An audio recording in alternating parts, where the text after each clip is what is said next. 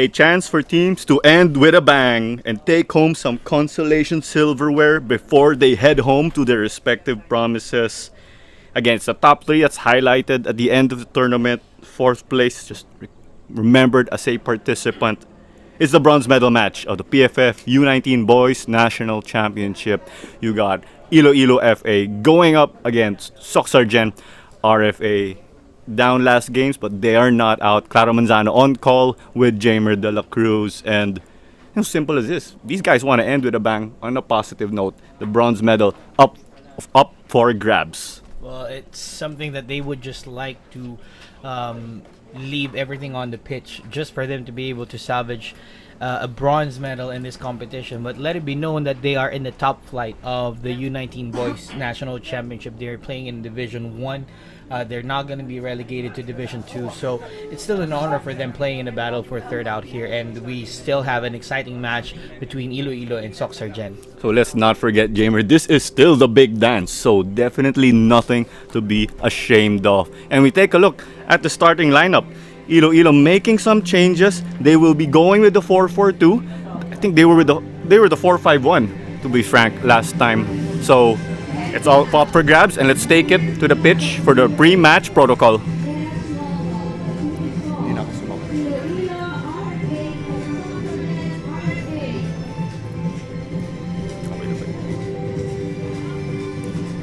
So you have Iloilo, they are in their white tops and black shorts. SOCSARGEN, on the other hand, they will be in their yellow kits with black shorts and white stockings. And here is their starting lineup. Changes again. Their towering keeper, Jamer, is not in this match, but it will be a test of depth. Sabi nga ni Coach last time in SOCSARGEN, in Coach I think Ricardo Posok, everyone is a player to look out for. So he emphasized that again. I just wanted to reconfirm. So changes, but they are going with their familiar 4-1-4-1 formation from last game. Well, that 4-1-4-1 formation of SOCSARGEN is something very fluid for them. Sometimes they can go flat 4-1-4-1, but they can go on the offensive 4-3-3 formation. Nakita naman natin the last game, Odi Pusok, Jeko Puyat, and Paulo Pingoy were the threats up front for SOCSARGEN against a very strong Negros Occidental Football Association side. But this is the battle for third. Both teams have lost against the eventual finalists in NCRFA and NOFA, but still we have a firecracker of a match out here to kick things off in the final day of the PFF U19 Boys National Championship. So RJ Pescadera of Iloilo will be captaining them for this match. And then we also have the captain in SOCSARGEN, that is Paulo Pingoy. So he was the man who came up with that assist, with that also unforgettable goal of Mark the Divas, no, Jamer? SOCSARGEN, they were leading into the match in their semifinal against NOFA. So you can say they still have, they still deserve to hold their heads up high. Iloilo FA naman. You can say a match to forget. They weren't at 100%. Sabi ni Coach Tommy Escoltero, he felt all of the players could have prepared a bit more individually to execute their tactics. Pero yung maganda, both squads daw, their morale is very high. So sabi, battle for third lang. That will not be the case. This is gonna be a high-octane match, and we are just moments away kicking off under the sweltering heat. Again, at 4 p.m., ito yung medyo mahirap na panahon para sa mga players, but we know these are young guys, experience sila sa ganitong tipo ng panahon, and we shall see some action. We should give credit as well to Iloilo just holding NCRFA to 1-0. Just, a lapse in defense, we could say, in the set piece that gave away that goal, but throughout the entire match they were able to get back into it. So kicked off immediately, you have Rojo kicking that off. So they're playing right to left. It is, that is Iloilo rather. Check that. Beluga kicked it off for them. So Iloilo, they are in white. They are playing from right to left. SOCSARGEN, again, sila yung nakadilaw. They are playing from left to right. Currently behind the ball. Dumidepensa sila. expect high-octane attacks coming from SOCSARGEN early in this match. Nakita natin kung gaano ka-fluid yung 4-3-3 formation nila when they go for the attack. Expect natin yan all throughout the first 15 to 20 minutes of this game against Iloilo. At ito namang Iloilo side, very patient, very possession style of play. But when they have their noses sa harap, makita nila yung tsansa, bibigay at bibigay nila yan. So, easy collected by Daniel Cassie, sending it forward. So, high octane nga, but normally we see teams, you know, how things go in the beautiful game. May konting warm-up, testing mo na. Tapos pag okay na, may konting palakpak. Tapos okay, diretso na tayo. So, Iloilo, looking to build up. Lovely display. Send forward again, looking for Beluga. Ball into the area, takes a touch, but it is out.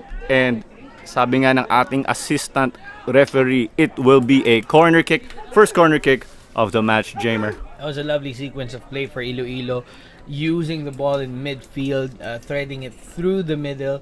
Unfortunately for Beluga, medyo nag-isip pa siya when it comes to taking that shot. He could have taken a shot first time, but you know, at least a shot on target for them, and they've won a corner. So he won it, and he will be sending it in. At ito ay magiging outswinger. So here it comes, lobbed into the area, headed off by the towering backline. Taken a touch by Iloilo and clearly out.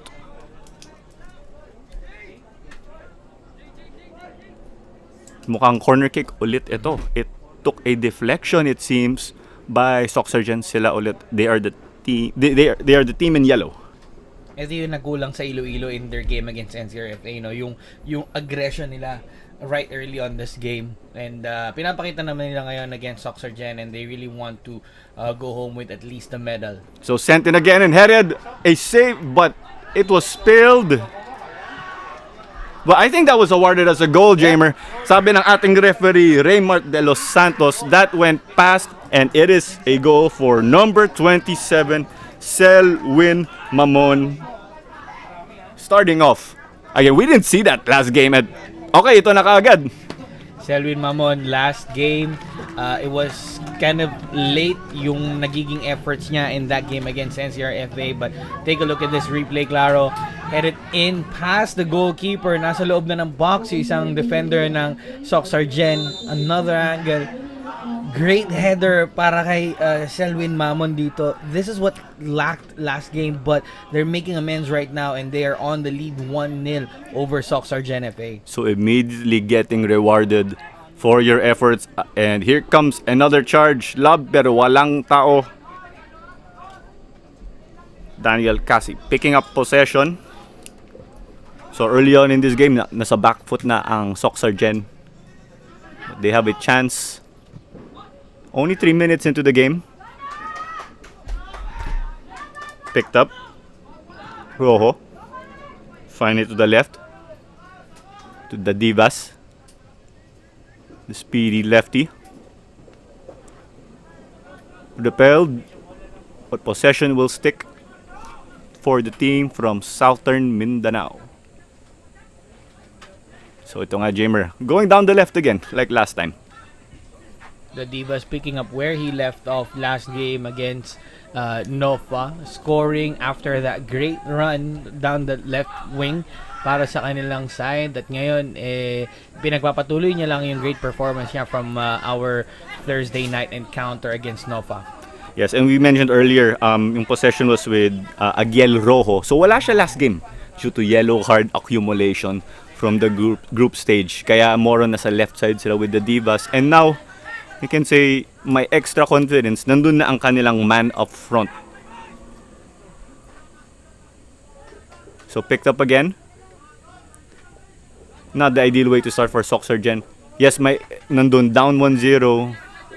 Pero medyo shaky yung backline nila. Again, they were caught dun sa pagiging flat nung 4-1 nila. No?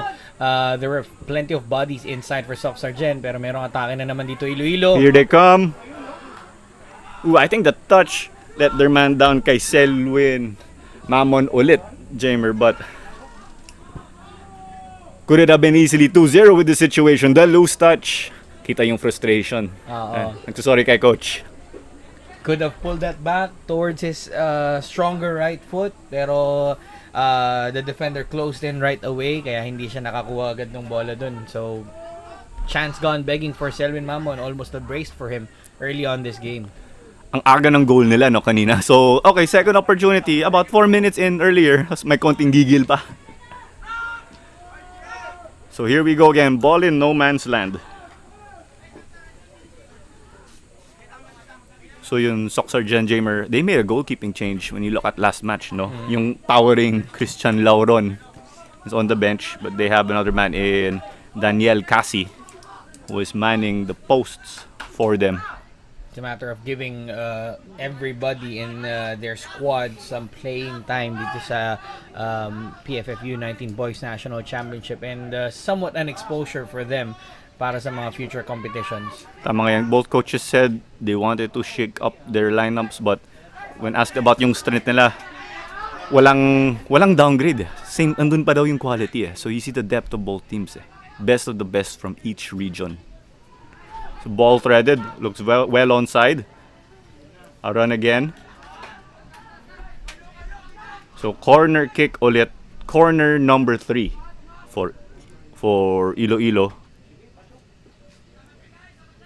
You could see Mamon with the great run dito, no? Covered lang ng 2 defenders ng SOCSARGEN, pero gumagana so far para sa Iloilo FA yung through passes nila dun sa gitna. Wherever there is a lot of personnel for SOCSARGEN, dun nila mas lalong binibigay yung bola. Something that you don't expect sa ganitong tipo ng laro, no? Pero they're not looking for the open spaces. They're just pushing it through the middle. So this will be whipped in by Francis Botavara. Fortunately, that is well off. So sayang yung corner kick, you can say, in that situation. 3 corners to 1 in favor of Iloilo. Yung SOCSARGEN may corner kick earlier in the match. So before the game, no, I spoke with Coach Ayan Araneta, assistant coach ni Tommy Escoltero. And would you believe, Jamer, pioneer siya, no? Sa OG Ascals, Miracle in Hanoi, they just, you can say, revived Philippine football with their heroics in 2010. And grabe, coach na siya ngayon. Well, coach na siya past few years, but he's now mentoring the youth. So another chance. So tuloy-tuloy pa rin. We see these duels, the true balls you mentioned earlier, ng Iloilo. We are continuing to see them. My confidence. Medyo alanganin pa rin yung timing of SOCSARGEN. Both teams, they said they want to build from the back. Kung mapapansin mo, no, yung style of play na yun was fitting to the vintage Ayan Araneta style of play. Yung ipipilit mo siya sa gitna. Kasi nandun yung persistence ni Ayan sa gitna eh. Whenever he's there, bigyan mo lang siya ng bola kahit mahirap kukunin niya yan. And nakikita natin to sa boys ng Iloilo ngayon. And it really shows off na Coach Ayan Araneta is quite as influential as Coach Tommy Escoltero dito sa squad nila. Just following up on what they have done to resurrect Philippine football back in 2010. Ngayon, pinagpapatuloy nila with helping out the young guns of the Stars of Tomorrow. Oh, here it comes again. Pero offside, according to our assistant referee again. I think they were going for Archie Beluga sa run na yun. Ano, check that. Might have been on Paul Silang. Great run, great intention, pero napaaga lang yung run doon ni Silaw. But they will look for that again. Nakikita natin na medyo lumuluwag na yung depensa ng SOCSARGEN through those passes. At yan ang gagamitin ngayon ng Iloilo to their advantage. So chance ulit sa SOCSARGEN, inching their way forward. But there's the pesky midfield of Iloilo. So you can say sila ngayon ang nasa driver's seat. The team from Western Visayas. So while they're dueling for possession, Ayan is back with Iloilo.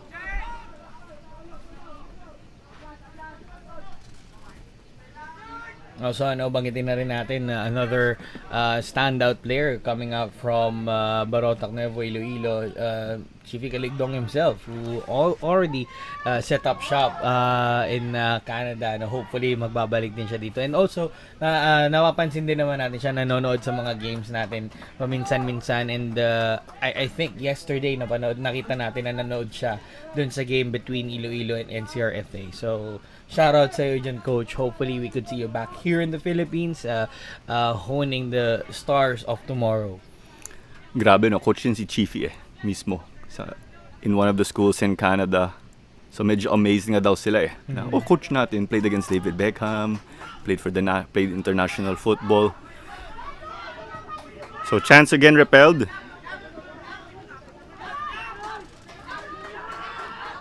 As Jacob Puyat looking to regain possession. Orais. The Divas. He loves to make his runs. He has great ball control, speedy, lefty on the wing. But unfortunately, he didn't have enough support. Lost possession, his individual effort. So yun daw kulang last game SOCSARGEN. Nag-collapse daw yung defense and they were not able to get their numbers up. Kasi busy sila, nagde-defend. Alanganin, puro half clearances, halos. So yun, nawala yung support up front You to could find their even guys. see the Divas falling back in defense nung game nila against Nova. Nahirapan talaga sila mag-formulate ng atake nila galing sa likod. And yun na nga yung sakit ng pagiging flat 4-1-4-1 mo. If you're flat, mahihirapan ka talagang humarap ng open spaces para sa inyo. And sobrang demanding ng transition game ng SOCSARGEN dito. If they could stick to one formation or if they could stick to one aspect of the game, maybe they could give themselves a chance for an equalizer for this one. So driven forward, they were looking for Beluga, and they get exactly what they want. This is the 4-4-2 formation of theirs. It's been so far so good. I think this will only be a throw-in for them. Last game na kasi sabi ni Mark, after last game, sabi ni Mark the Divas, they went to the stream. Inaral nila yung footage to see how they can improve, study mistakes, at yung maganda, okay yung kanilang moral. He confirmed. So, throw-in taken. Disputed but set off again. I mean, after that game against Nova, you have nothing to lose really in that game. You're one of the teams from Mindanao representing your region, and you're going up against one of the hotbeds of Philippine football. So, the privilege and the opportunity to face Nova in the semifinals of the U19 championship, malaking honor na para sa iyo. And Rojo, this is what they missed last game, but easily collected by Gedaya. So Gedaya yung goalkeeper nila. Also last game, full confidence daw from Coach Tommy. So putting his main man between the sticks. And here we go again. Mamon slithering the shot.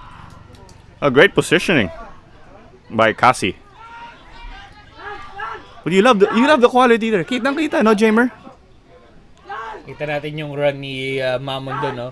Using his skill, putting it over to his left foot. Ganda lang din ang timing ni Cassie to block that shot. Pero credit where is due. Mamon really working so hard for Iloilo as of the moment, giving them all the opportunities that they've got in the first 14-15 minutes of this game. So 3 men dun sa SOCSARGEN. So or was easily picked up, cleared off desperately. So SOCSARGEN, you like what you are seeing. Naka-pick up na sila ng konti. And earlier na-deny nga si Mamon, pero you can say at least hindi naging sitting duck si Cassie. Yes, correct positioning, so defending as a team. And also, walang support dun si Mamon kanina. Oo nga, but throw and taken long, but we have a whistle. Looks like may foul inside the keeper box. So sayang yung opportunity there for SOCSARGEN. So take a look at the last results. SOCSARGEN coming off a 3-1 loss, but this is the last play, Jamer. Sumobra lang yung tulak sa likod ni Pinggoy dun sa defender ng Iloilo. Meron namang counter-attack ang Iloilo dito. Oh, foul din on the other side for SOCSARGEN naman. Delikado talaga itong Beluga, Mamon combo up front for Iloilo. Sila yung dynamic duo nila. So this will be a set piece. Looks like they will set to distribute this. Masyado malayo to take a shot. But if you look kung sino yung magte-take ng free kick na yan, I think the ones taking it is Botavara. Yes. And Botavara, you could say that Botavara is one of their free kick specialists, even from distance. He could fire off from distance. Medyo malayo, over the bar, over the right post or left post. Pero nandun yung intention. So, let's see if he will go direct or he will look for the shortest route dito sa free kick na to. So Francis Botavara sends this in. Lobbed nga, Jamer, as mentioned. And it gets a touch. Ooh! Oh! Oh, so loose. Unfortunate. Si Mamon nga ulit. Tama na yung timing. May gigil pa rin. May gigil pa rin. Pero yung maganda, may gigil, but at least may 1 goal cushion na. Let's see this one again. Ang ganda nung lob papunta kay Mamon. Could have taken a shot first time, pero after controlling the ball, he was asking for his teammates to come. Medyo nahirapan hanapin yung teammates, hence na deflect palabas yung bola. Sabi nga ni Botavara, after their game, nag-usap siya with Mamon kasi kulang daw sila sa connection. So, nag-usap sila to improve their chemistry, get an better understanding of each other. So, konting extra pa to the training that they were able to have. So let's remember, this is one of the first tournaments for the youth coming out of the pandemic. So these guys are trying to sort that out. And what more, they'd like to do that here and pick up a bronze medal. Taken long again.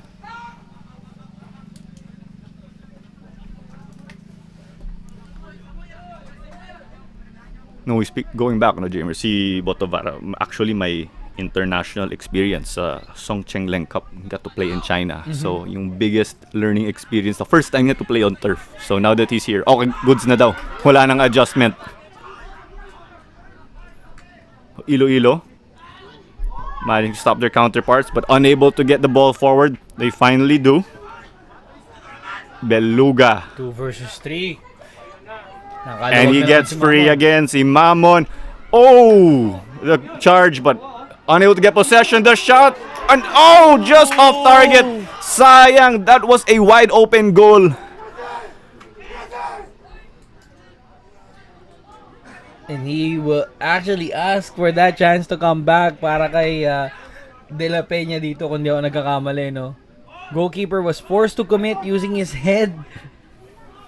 Just needed to get that on target. Kaso yung swing ng bola. Again, Mamon, great pressure. Nakita natin si Cassie. Di na niya pwedeng gamitin yung kamay niya. So, diving header na lang para mayalis yung bola. Unfortunately, not on target for De La Peña. He will be asking for that chance to come back.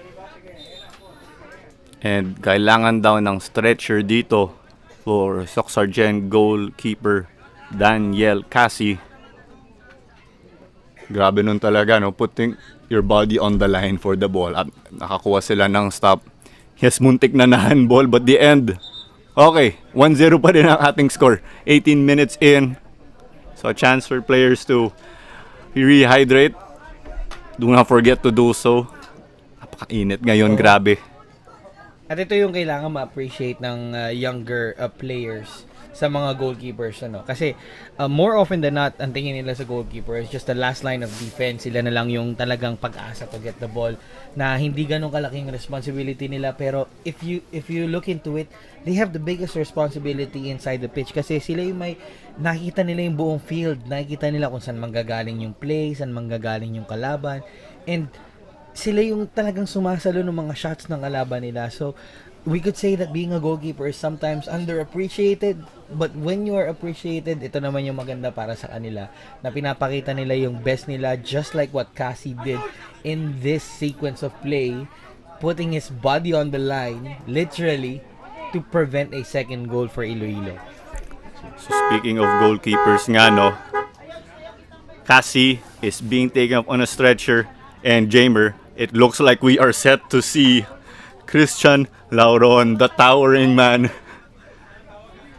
He will be making another appearance, as unfortunately Daniel Cassie will have to step off. So, Jamer, tangkad dito, no? So, nag-guessing game tayo with the fans in the comments, the viewers. So, Turns out it's 6'3". 6'3". Lumapit ako after the game. Anong height mo? Sabi niya, 6'3 po. So, ayun, confirmed na.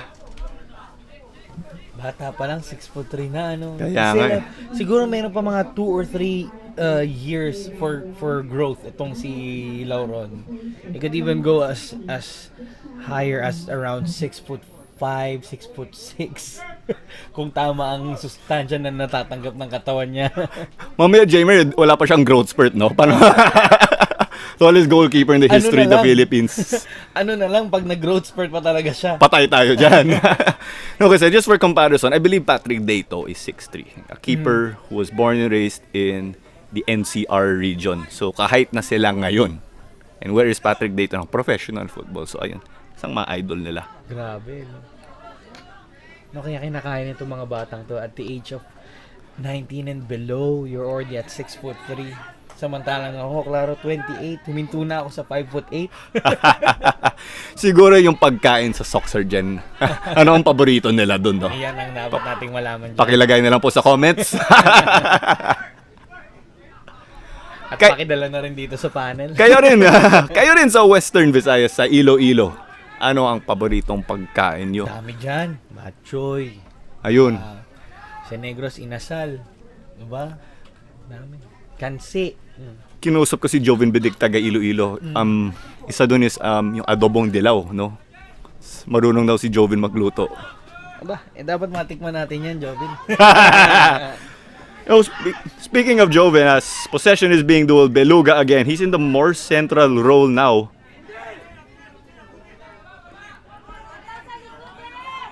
Well, yung nangyari actually is si Archie Beluga is one of the strikers in the 4-4-2. So, nasa kanya ang bola and then nare-release yung mga wingers. So, tuloy nasa center siya. Just how a 4-4-2 is played. Pingoy played that back.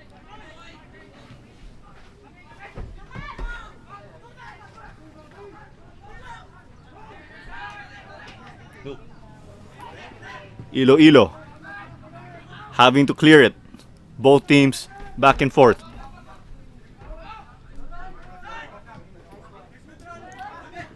Ito na yung counter-attack ng SOCSARGEN na hinahanap natin using the wings right now.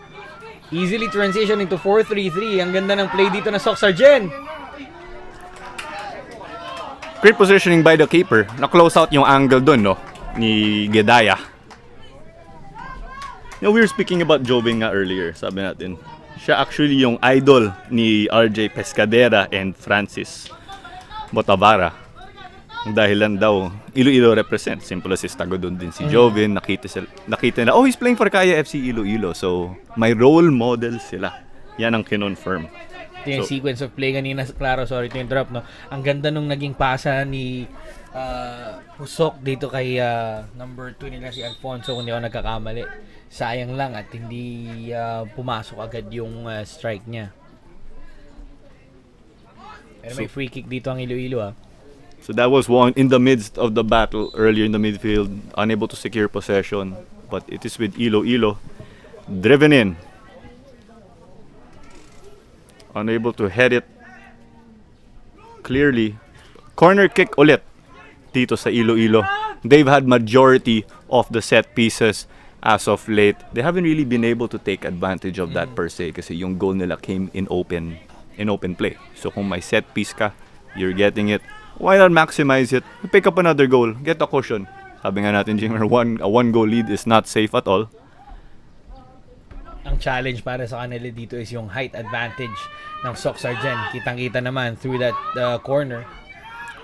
So well-timed, great placing the shot, but off target, not a problem at all. It took a number of bounces. Kita ni Lauron that it was off the mark already.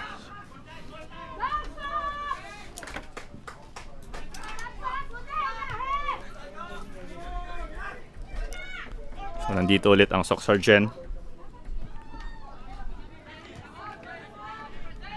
So far, klaro by our tally, Iloilo having a lot of shots on goal, 4 of them being on target, and then 1 of them being converted into a goal by Mamon earlier.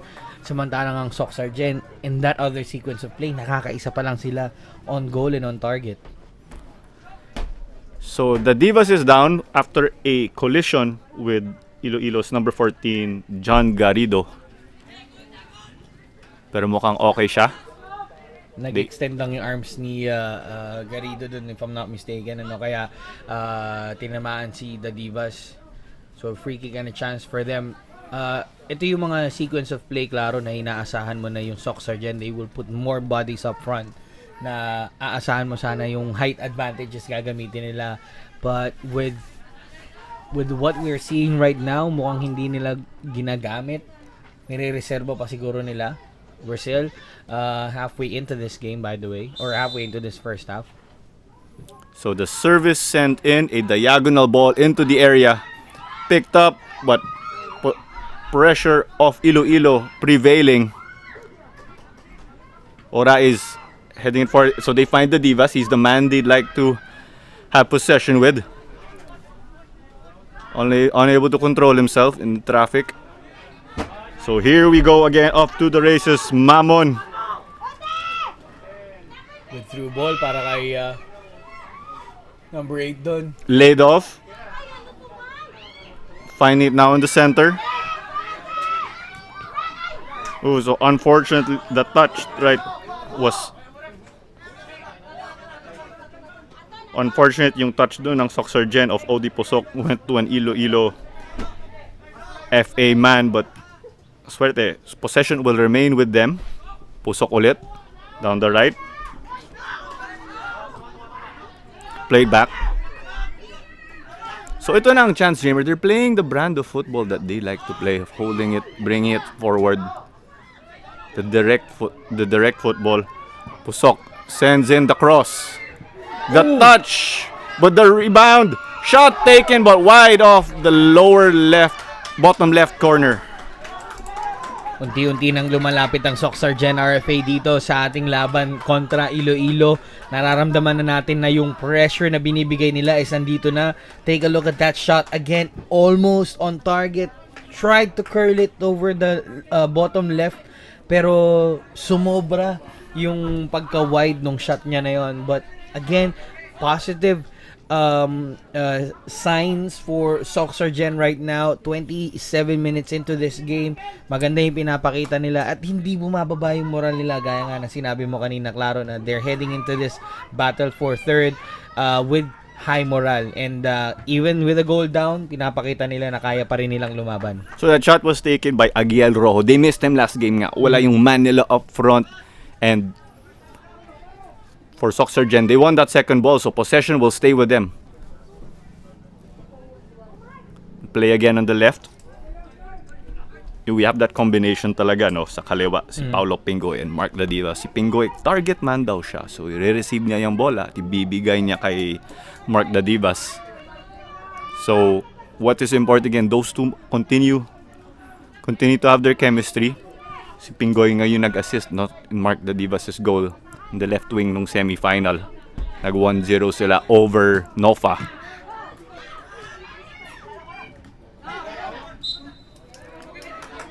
So SOCSARGEN asking for a handball from what they saw, and that is what Raymart De Los Santos got sent his whistle for. So ball driven in again. The touch handled well by the backline. Pescadera. Diagonal pass from Rojo. Kaso walang support. I think that was the Divas na nakakuha ng bola dun sa far post. Wala lang siyang support sa gitna. Beluga on the right again. Finding his counterpart, but switching it up. Lovely control. Sorry, baka commentators curse yan. Pero it's a touch too much for the number 23, Kent De La Peña. De La Peña. Could have taken a shot already or just put it over his left foot. Just tried to take a shot against the goalkeeper. Pero yun nga, sabi natin, a touch too much para sa kanya. Took 2 or 3 touches inside the box. And if you're a striker, if you're a forward or an attacker, you would expect to have at least 2 touches. and then you take a shot on goal. Pero yung maganda dun, may option sa gitna, may option sa kaliwa because the ball was crossed in from the right. So this 4-4-2, this adjustment, working wonders for the squad of Coach Tommy Escoltero and assistant coach Ian Araneta. Kanina, klaro nabanggit mo si Pingoy and the Divas, yung combination nila sa harap wherein ang receiver ng bola is si Pingoy and si the Divas naman ang babanat para sa kanila. It looks like the intelligence of Pingoy out here is playing to their advantage for SOCSARGEN. Pingoy is not playing your usual striker role. He's more of a false nine para sa kanila ngayon na medyo malalim yung pinanggagalingan ni Pingoy to receive the ball. Ina-attract niya yung depensa, opening spaces up for the likes of the Divas and then Pusok or even Rojo na forward din nila dito sa laro na to. So, si Paolo Pingoy from Coronadal City, studying in St. Alexius. Idol niya daw si Chiefy Caligdong, but here it comes. Not a problem at all. Taken by Jan Baito. Pero you can see, Jamer, may konting confidence na ang SOCSARGEN throughout this match. Unfortunate lang na may early goal that they conceded. But here's the previous play. Quite a distance to take a strike from there, but what confidence though. Counter-attack for Iloilo. De La Peña playing it back. The shot! Oh! That would have been a banger had Archie Beluga hit the back of the net. Okay yung control. It was looking good. Just inches wide. Great team play again. He was trailing. Unselfish play by Kent De La Peña, the winger. Take a look at the shot again. Going for the far post. Sayang nga daw, kitang-kita yung body language ni Selwyn Mamon. Andun na ang ganda na nung distribution, ang ganda nung layoff. It's just the shot on target was missing for them. Pero may chance na naman yata ditong Iloilo. Looks like SOCSARGEN secured possession, winning that second ball, which is so vital in that midfield battle. May konting back and forth ulit. So Iloilo, last result nila, a 1-0 loss to NCRFA in the semis. So here they come. So that ball was repelled. That was Renz Lopez, yung center back nila, was all the way up trying to help out in the attack. The Divas cutting in. That's what he likes to do. Gives it away, unfortunately. But unable to be secured, but charged off. And the stop from Mark Gedaya. He's been tested a number of times. SOCSARGEN taking long shots. Take a look at his handles. So far, okay. But ito, he just secured it. Buti nga, dalawa lang sila in the box. Wala namang ibang SOCSARGEN players. You could see Iloilo was asking for an offside, pero that's a well-weighted pass to the path of Pusok. It's just that hindi niya na-control agad yung bola to take a shot against Gedaya. But credit to Gedaya closing the angle for Pusok on that sequence of play. Well, before that, credit to Pusok. That was a very great run as nahanap ng kanyang midfield. So clearly, sabi nga these guys will review footage throughout the game. So don't forget to do your homework, boys. Taken down the line. I think they are asking for a high boot, if I am not mistaken. Nag-high boot daw si Carlo Lustan, I believe. Yep, and a chance right now for SOCSARGEN to utilize the body inside the box for them through this free kick. Nakikita natin yung height ni the Divas over the far post. Nandito na rin sa gitna si Pingoy, their team captain. At ang magte-take ng free kick para sa kanila is yung player number 5 na or actually it is the Divas who will take this free kick for them. So it's gonna be interesting how this will pan out for them. It will be an in-swinger expected through this left boot of the Divas. Yeah, lefty, so in-swinger. Normally nasa left wing siya in terms of position. So this looks like the most dangerous set piece that they have as of late. Kanina medyo malayo ang kanilang free kick, which was in the midfield. So the service repelled by the backline, but they give up a corner kick. Iloilo concedes a corner for SOCSARGEN. So tuloy-tuloy na rin ang kanilang pressure. So that was headed out and well controlled. I think pangatlong corner na to ng SOCSARGEN. Pero in that free kick sequence, the Divas opted to go direct dun sa play na yon. Pero nabasa lang ng defender ng Iloilo. But right now, they actually have a throw-in instead of a corner. So the ball did not hit the corner and taken long. Pero sayang yung opportunity na yun. Yung mga ganong long throws, no, maaalala mo yung mga classic Ascals players na sila Anton Del Rosario, Jason Sabio, di ba? And nakikita natin na binubuhay uli nila yung ganong style dito sa ating Battle for Third. Nakakatuwa, no, na yung nakikita mo lang before sa ating Miracle of Hanoi squad, ginagawa na rin ng mga kabataan natin. It just goes to show na maganda yung nagiging pagpapatuloy ng football program dito sa atin. Yung panahon na yun, Jamer, kung may throw-in on the right side, sagot ni Anton Del Rosario. Kung may throw-in sa kaliwa, Jason Sabio. What a time. So, the run of play continues. SOCSARGEN chasing the game. But they have had possession. They've been dangerous. So they'd like to tighten things up front. They'd like to be more potent.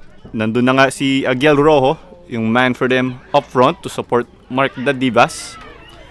But the also dangerous of Iloilo. But the foul given up by number 12 of Iloilo. Harawan saying of SOCSARGEN of forcing a tackle, kind of a professional tackle on Mamon. Nakita natin na they were almost on the clear on that 2 versus 3 challenge. A professional foul, just bring him down to make sure na walang goal scoring opportunity. Check that nga, foul ng SOCSARGEN, not Iloilo. So Iloilo is the attacking team at the moment. So they are being patient and composed. So let's see, can they carry this on? And that's exactly what we are seeing in this play. Off to their man again down the left, the Divas. Options in the center. Other options trailing on the left. It's been a busy day. Ganda ng run ni Rojo over the left side rather. Nabigyan siya ng chance doon. The defense of Iloilo was covering him, pero he decided to punch the ball forward, chase it, and then got a foul. Another dangerous position for SOCSARGEN to equalize before we head into halftime with 8 or 9 minutes remaining. So as of late, throughout this match, yung matchup natin, the Divas from SOCSARGEN, kalaban niya si John Garrido, fullback ng Iloilo. So that's quite a task for him. Okay yung matchup natin so far. So, tuloy natin to. So again, 38 minutes into this match. It is 1-0. Iloilo leading the way with that early goal. So it's set to be driven in. Going for the back post. Hits a man, but play will be resumed by Gedaya for Iloilo. At ito na yung aerial threat na pinapakita ng SOCSARGEN through these set pieces. As we take a look into that replay again, the header was there pero masyadong mataas yung bola. Another angle. Mataas lang yung pagkakuha niya ng bola. Had he timed this jump well, could have tested Gedaya. Pero may chance na naman sila rito. Cutting inside, finding it forward, but it's no good. SOCSARGEN, they have been very aggressive in these battles to secure possession. Iloilo, no numbers up for them. Naging 3-on-1 na nga dito, Jamer.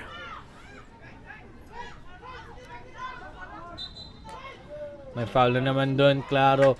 Right now, SOCSARGEN racking up the shots. Kanina, first 20 minutes of the game, they only had 1 shot on goal and 1 on target. Iloilo, as of the moment, already has 11 shots, 5 on target. Pero ang SOCSARGEN, not too far away with 6 shots and then 4 on target sa kanila. So nakikita na natin yung intention ngayon ng SOCSARGEN to go on the attack and to continue this pressure that they're mounting on the shoulders of Iloilo FA. So that previous replay that we had was Odi Pusok cutting in, but unfortunately denied by the Iloilo defenders. So a 3-man wall. And the diagonal ball again.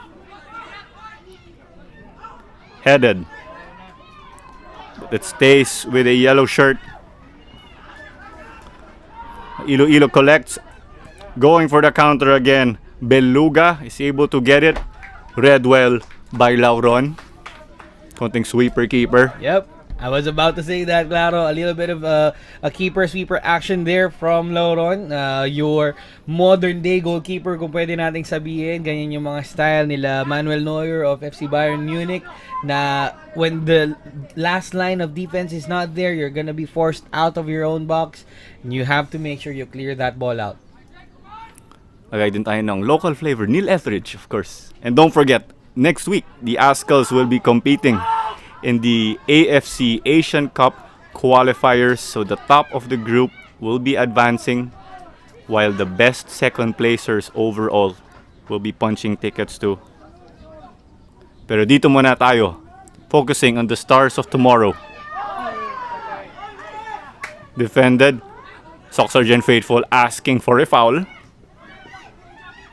And they are just owning the midfield, Jamer. But so foul given up. A yellow card is issued. I'm not mistaken. Si Carlo Lustan was issued a yellow for Iloilo, from what I saw. And over the past 10 minutes, the physicality of this game has picked up. Nakikita na natin na nararamdaman na ng Iloilo yung pressure, and a confirmation, Carlo Lustan with the yellow card, forced to commit on that foul. Nararamdaman na ng Iloilo yung pressure coming in from SOCSARGEN. That's why they're being forced to play physically dito sa laro, kasi pinapakita ng SOCSARGEN short balls, triangular passes, at nakikita nila yung open man sa kanila. If the triangular passes is not there for them, they will opt for that diagonal ball. So, sabi ni Coach Ricardo Pusok, nandito na si Rojo. So may extra flair sila up front, because that is what they were lacking in the semis nga, due to yellow card accumulation for the youngster of SOCSARGEN. Sa kabila naman, sabi ni Coach Tommy, they changed their formation kasi ready sila to handle Rojo. So these two teams faced each other in the group stage, so they are familiar with their tendencies. As here comes the whistle and the service. Ball taking a touch, heading to no man's land, and it will be a corner kick. Last touch daw ang Iloilo. They are in their white and black. Iloilo in their white and black kits. Sila ang last touch. SOCSARGEN, they are in their yellow and black. So Odi Pusok, again, he's had quite a shift. So it's just a matter of time until they get their goals. Just speed up the creativity, finding their man, making the best play based on what's best available. So the header, pero corner kick daw ulit, Jamer. So that is back to back. You wouldn't like this if you're just conceding corner after corner. At nakita natin kanina, no, that free kick, great delivery, pero an even better positioning from Renz Lopez ng Iloilo to head that away. Meron lang tayong player down dito sa SOCSARGEN, but again, ito na yung aerial threat na pinapakita ng SOCSARGEN, using the high balls, using the height advantage, at pinapakita na nila dito na mas mataas tayo dito sa Iloilo. Taking a look at this corner, this out swinger. Oh, ayun yung contact with Lopez. There was a contact with Lopez, and I think that was Puyat, kung di ako nagkakamali, but we'll have to check that. So meron lang konting collision in the air, something expected sa mga aerial battles. So here it comes again, driven in, headed away, but still in danger. And the Divas was a bit tentative kasi kita na nga offside siya, as the assistant referee confirmed it. So it will swing back. Iloilo, they have been on the back foot pretty much after scoring their goal. They weren't able to ride that wave sa kanilang momentum. So SOCSARGEN is now taking the game to them.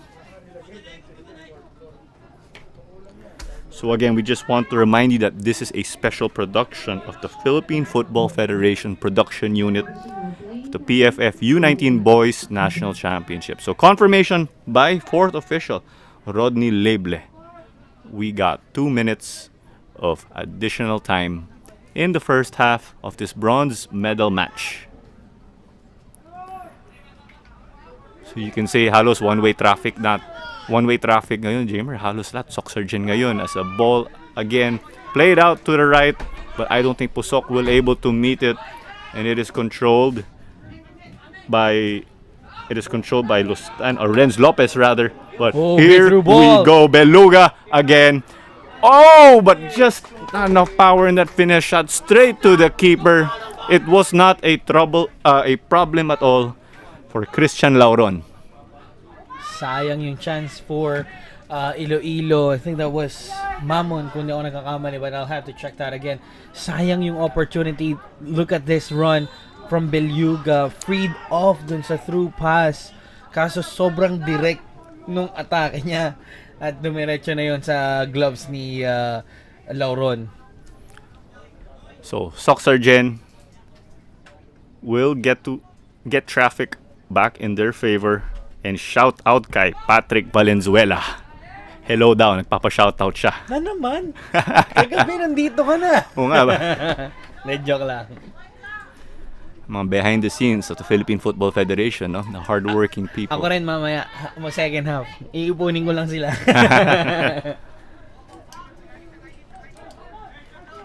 Ang dami nga siguro sa comment section, no, Jamer? Actually, this battle for third, we have 1,100 viewers sa ating Facebook page. Ano? Maraming salamat ulit sa mga nanonood sa inyo dyan.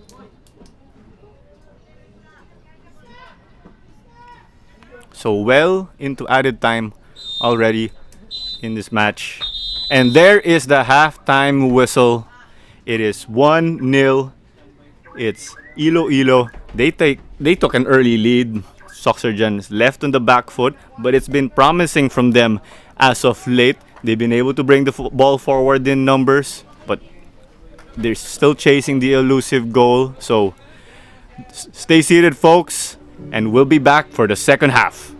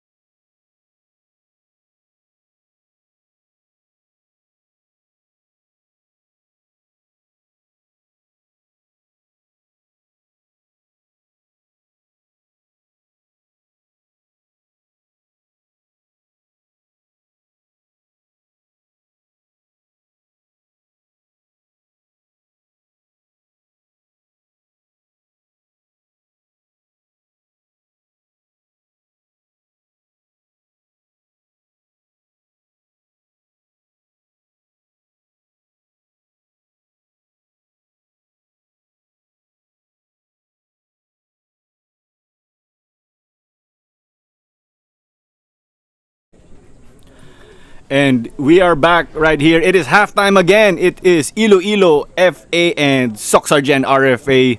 The Prior taking a 1-0 lead behind one of their men up front in Selwyn Mamon. Jamer, that was an early goal. Iloilo FA had momentum on their side. That was the goal pretty much. It didn't hit the back of the net, but it crossed the line according to our referees. But SOCSARGEN eventually clawed their way up. They regained midfield control, and it's been mainly them, come to think of it. So all they deserve now is a goal, or that's all they need to get back into the fight. Well, it's been a battle of midfield out here between SOCSARGEN and Iloilo. And as of the moment, Iloilo is winning the midfield battles. Ang nagkukulang na lang para sa kanila is yung finishes nila. We've seen a couple of chances from Beluga. We've seen chances as well from Villa Peña. And even Mamon himself, he could have doubled his tally in this game. It's just that the finishing isn't there for them. On the other hand, SOCSARGEN has been doing pretty good in terms of counter-attack. They're catching Iloilo on the break and nagagamit nila yung height advantage nila. So far, they're still missing out on that goal. Who knows? We may get an equalizer early in the second half with the pressure being put on by SOCSARGEN. When Iloilo was running the show, they in fact had some chances, even with an open goal. So you can say they were a bit wasteful, or they could have been more potent up front, as we saw one of the attacks there by Archie Beluga. But credit to him, despite not finding the back of the net, as one of the strikers in their 4-4-2, he's been able to really distribute and find his wingers. So we see the halftime stats. So both teams getting a good number of shots, but it's 12-7 in favor of Iloilo FA. But what else do you see here, Jamer? Well, kung titignan nyo yung ginagawa ng SOCSARGEN ngayon, no? First 15 minutes of the game, they haven't had any shots. Pero on the counter-attack, they've built up 7 shots on goal, 5 on target, getting closer and closer on Iloilo, 6 on target. Hindi ganun kalayo yung possession. We may say 60-40, pero in terms of utilizing the possession itself, SOCSARGEN has been doing pretty well in terms of counter-attack, at nakikita natin dun yung persistence ng SOCSARGEN. Tapos nakikita rin naman natin on the side of Iloilo, tumataas ang foul counts nila with 6, nagiging physical sila, maybe because nape-pressure na sila from SOCSARGEN, but they were able to hold on to that 1-0 lead heading into halftime, and they still have 45 minutes left to defend or to add on to that goal tally. So you can say these fouls that were committed by Iloilo, when they had to stop SOCSARGEN on the break, Iloilo would lose the ball in the middle of the park, and they'd end up conceding those. One thing is, you take a look at the corner kicks, 4-5. Pero yung Iloilo corner kicks were all in the early stages of this match. So, bumawi kagad ang SOCSARGEN. Early on, we thought, this is gonna be all Iloilo, but SOCSARGEN just refused to wilt and are continuously putting up a fight. Tama naman yung mindset. We're only at halftime, so both coaches get to make their changes. Ricardo Pusok Jr. for SOCSARGEN, Tommy Escoltero for Iloilo FA, Ian Araneta is in the staff along with Coach Tommy. So, fasten your seatbelts, folks. Sana nagbanyo na kayo. So, make sure that you do not go away. This is just the beginning. It's gonna be a thrilling finish just for the battle for third. So, let's not forget, later on today, NCRFA and NOFA, they will be squaring off. They faced off in the finals ng U15. So, it's pretty much the same core. So, you can say the kids came of age already. Kaya naging U19. Different age group, pretty much the same action, same boys. NCRFA later, they will be having their Tuloy sa Don Bosco core with them. So we have a substitution, Jamer. Iloilo FA, they are sending in Biclar as Silao will be stepping off for them. So both teams using one change each already. Looks like they have 6 substitutes at their disposal, Jamer. Yung unfortunate SOCSARGEN, they had to use one as Daniel Cassie was injured. But we are off here at the PFF National Training Center in Carmona, Cavite, together with Jamer De La Cruz's Clara Manzano. Taken quickly, but not a great touch from Paolo Pengoy. Nandun yung giggle. Do you think there's some impatience, Jamer, controlling possession, not able to get a goal? Pero may shots sila for SOCSARGEN. Well, it was something you would expect from Pingoy and SOCSARGEN. Early on the second half, they will go for the counter attack whenever a chance is being given to them. And of course, they're trailing this match 1-0. Getting a goal at the early stages of the second half to equalize, it will give them the momentum shift that they are looking for. Ang hahanapin lang ngayon natin dito sa SOCSARGEN, will they stick to that transitioning 4-1-4-1 to 4-3-3 formation, or will they alter that and stick to a formation that will give them the equalizer in this second half? Well, we're only about a minute in, and SOCSARGEN are continuing from where they stopped in at the halftime. But this is Iloilo's opportunity to get forward, and there you go again. Iloilo trying to get past, but SOCSARGEN's backline, so far so good para sa kanila as of late. So we have a whistle in the middle of the park.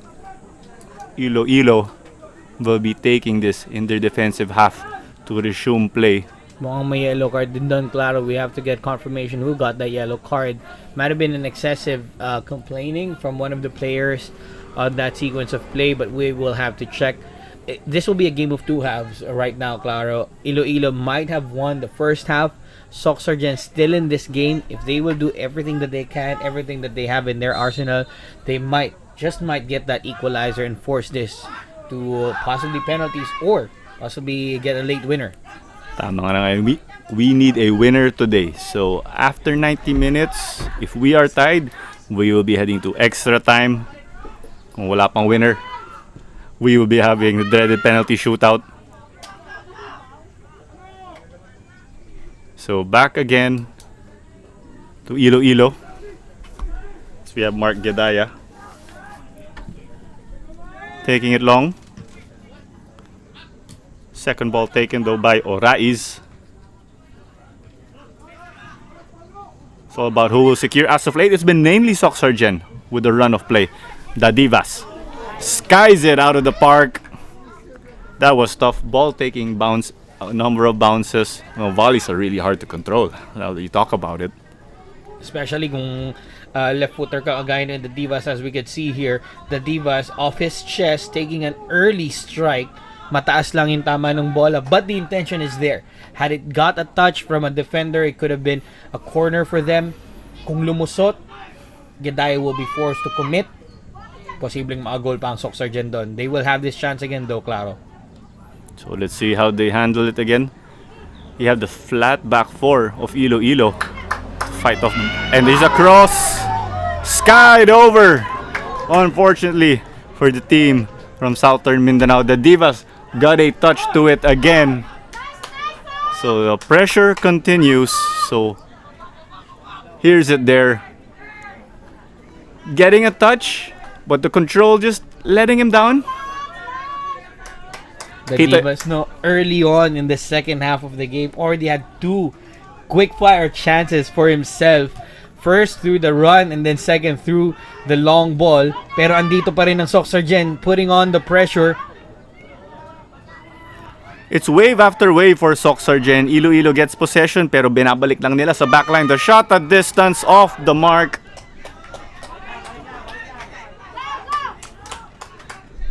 They're racking up the shots right now. Earlier, medyo mababa yung shot counts nila, but as of now, only one separates these two sides. 12 shots for Iloilo, 11 for SOCSARGEN. Both of them having 6 shots on target already. So masasabi natin na better accuracy ang pinapakita ngayon dito ng SOCSARGEN. Better accuracy, and we saw them gaining confidence throughout this match. So it's getting higher and higher, although they have to be careful at the back in the event of any counter. So far, okay ang kanilang backline. They've had the number of Aguial Rojo. Well, they have the number of of the likes of Selwyn Mamon, rather.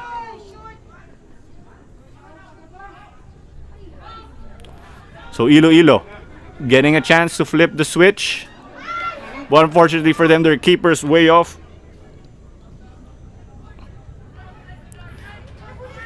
Quick counter attack for Iloilo. Nakita nila na si Lauro na hindi pa nakakaposisyon, pero hindi nila nakapitalize. Ito na sila.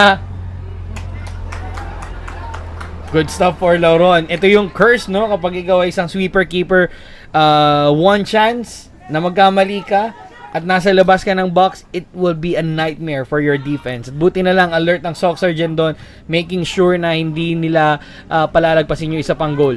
So here they come again. Iloilo down the right. Biclar, this is the substitute. It's 45 minutes to hopefully seal the deal for them. But he gives it away. Kanina nga nung sweeper keeper ni Lauren, medyo alanganin yun. So that is really a tough thing to time. Kaya practice sa mga itong players. And kailangan yung communication mo with your defenders on point. Kumbaga, kasi one miscue sa communication nyo, napakahirap mag-recover niyan. Tama nga yan. That's why we were talking about goalkeepers earlier. Magnified ang kanilang role because they are so vital. So madalas people think nakatayo lang sila, but they're communicating constantly with their backline.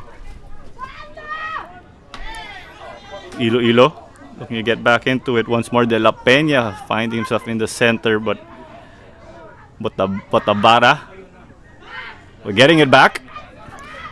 Lovely dribbling. The shot from distance, straight into the hands of the towering Lauron. So playing it quick. No, SOCSARGEN, they are a team that likes to play direct because of the height that they have. So here's that shot earlier, Jamer. Botavara using a piece of skill, dribbling past two players in yellow, taking a strike from distance, and you have the license to take a shot from distance. You just need to put that on target. It was on target, pero diretso lang talaga dun sa goalkeeper na si Lauron. So as of late in the semis and in the latter rounds, keepers being constantly tested. Long shots not a problem for them. Their positioning and their control of the ball has been there.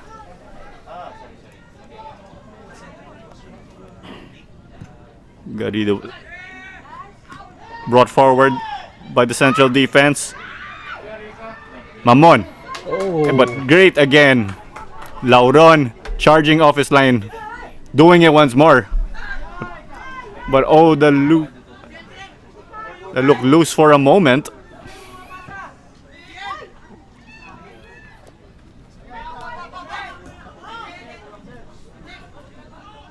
You have the confidence, Jamer. Bata lang ang mga to, but these guys aren't afraid to play it back to the keeper, no?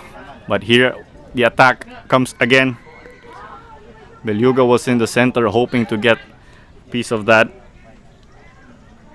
SOCSARGEN kind of relying on an offside trap dun sa play na yon, but a player in white found himself onside dun sa sequence of play. But we have to roll it back to how Lauron closed the angle on Mamon, if I'm not mistaken. Sobrang ganda nung pag-cover niya doon.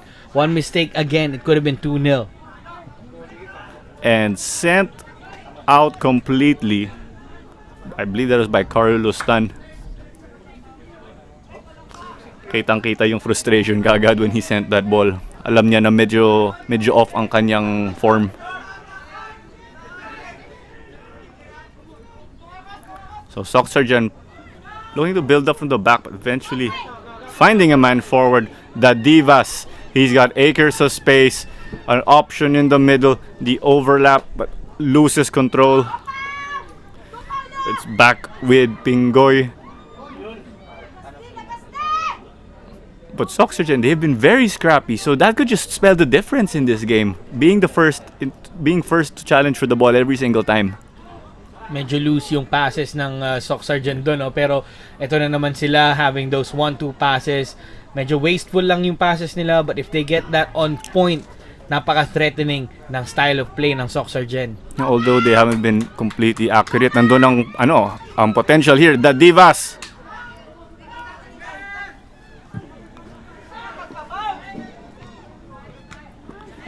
Possession straight. Iloilo. Biclar. Ooh. Lovely control.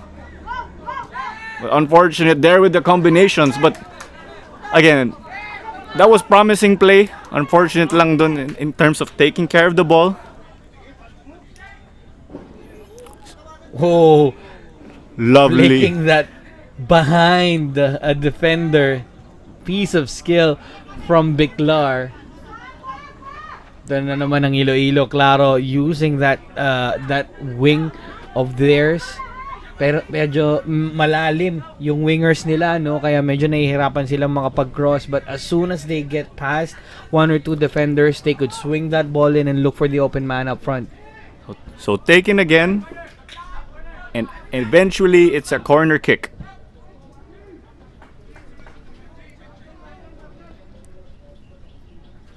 So 55 minutes into this match again. Score remains 1-0. We had a goal in about the 3rd minute behind Selwyn Mamon for Iloilo. But SOCSARGEN continuously piling up the pressure earlier. But Iloilo have this set piece. Taken long, met by a white shirt. Lauron is off his line, unable to really get a piece of it, but he's clutching his face. But Rojo trying to dribble past, gets clipped. Rojo getting clipped by the number 13 of Iloilo in Renz Lopez. Rojo using that pace of his. Nakita natin dito yung punch from Lauro. Nakita niya na medyo pressured na siya against Mamon. So he needed to punch the ball out. And then Rojo immediately on the counter attack just clipped on that sequence of play. So Haruin Saing sent in that diagonal ball.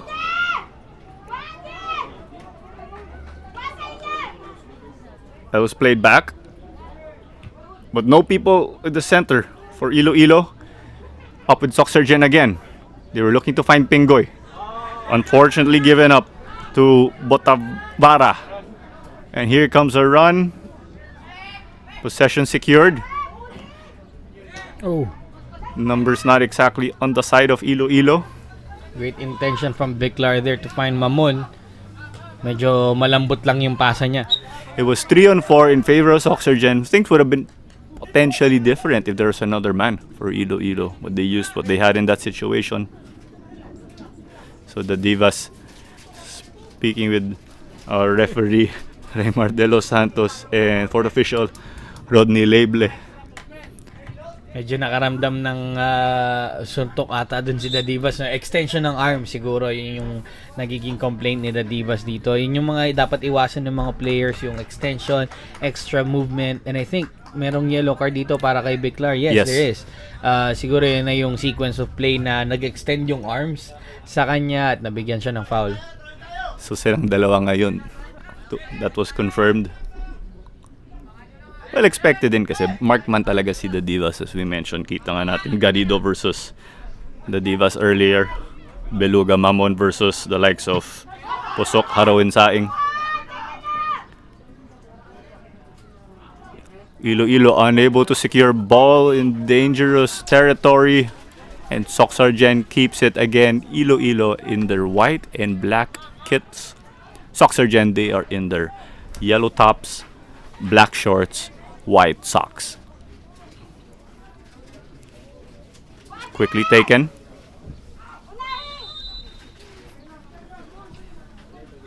So may pito tayo, Jamer.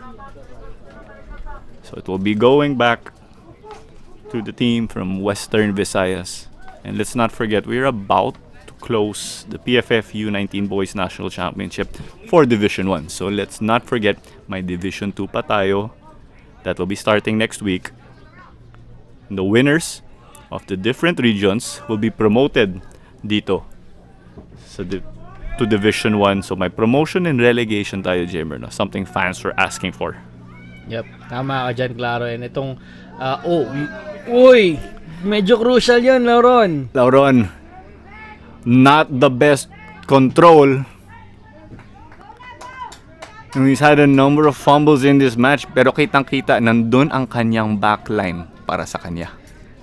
Lauron going for a dangerous clearance there. Might have taken too much time with the ball. Again, the curse of being a sweeper-keeper para sa SOCSARGEN, pero buti na lang nandun talaga yung backline niya to help out.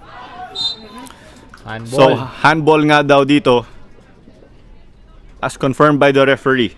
So, Iloilo have a crucial set piece in dangerous territory.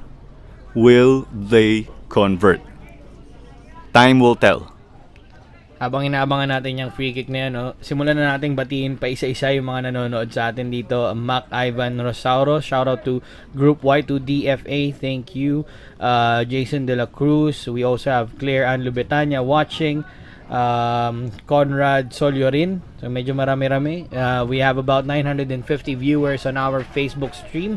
Pagpatuloy natin ang pagpasok at pag-share ng live stream na to for the Battle for Third. At meron pa tayong championship match between NOFA and NCRFA right after this game.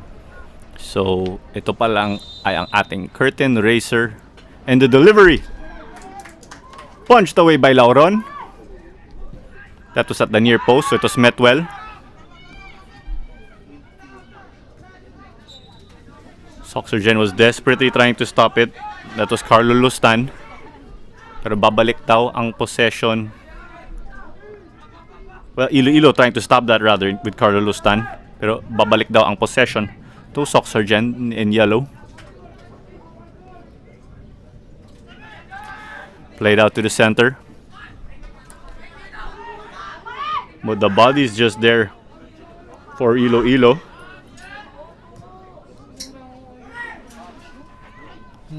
Great through pass from the Divas. Oh, just less for Rojo.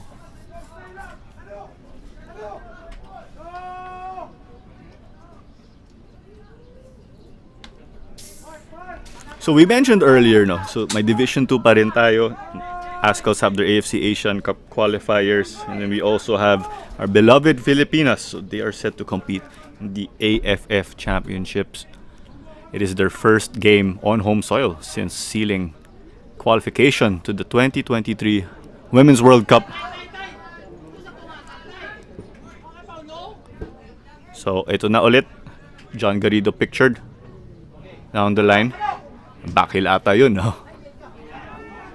Well, here it comes. Medyo nagmadali si Rojo doon to head the ball to the path of his teammate. Could have taken a touch, turn and take a strike or look for an open man, pero medyo minadali. On the other side, that's Kent De La Peña, but ball is overcooked, it seems, or was it poked away? Mukhang merong deflection daw. We will have to confirm. Yes, there is. So throw in para sa Iloilo. And that works well for them, of course, for the Western Visayas team. Mukhang foul throw nga yan, Jamer. Medyo nagulat nga ako dun. Parang paside. No? Yun nga eh. Trying to play it quick, but we got 2 balls on the pitch. Plant your foot. Diretso mo lang ang pasa or else it's gonna be called for a foul throw. SOCSARGEN just showing how a throw-in should be done para sa Iloilo dun. You can say it happens in... May fatigue din kasi yung mga players. So baka nakalimutan lang nila. Kaya kita natin, essential talaga ang basics. Master the basics first before going up to intermediate tapos advanced. Dahan-dahan lang, boys and girls. Speaking of basics, no, meron tayong mga viewers dito.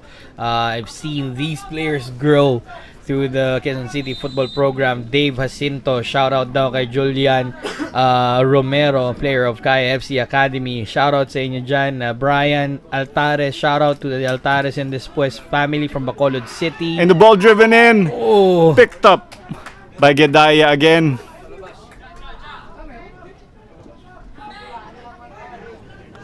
Iloilo, but whenever they have possession, they are just swarmed. But SOCSARGEN, they have a man down, but looks like they will continue to play. Eventually, they will be stopping and placing the ball out. So the number of 18 of SOCSARGEN is down in Agiel Rojo. Siya nga ulit yung spear ng kanilang attack.